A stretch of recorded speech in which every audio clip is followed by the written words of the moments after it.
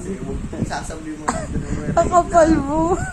Totoo naman, tapos isang linggo mo atang binuro yun. Tapos nilagyan pa niya ng bago. Ang bawo.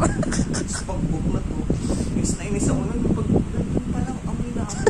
Sabi, puta, ano yun? Sabi ni Arian, Bay, parang sila yata yung bowl nyo. Siya palang medyo mabaho eh. Hindi naman talaga yun yung Mabaho bowl. yung sila. Dahil, Tapos ano na yan? Pag nakakita ko nung may ginagawa, naiirita ako. Magtapakot na yung mata ko. Ang dami ko pang ibang ginagawa po.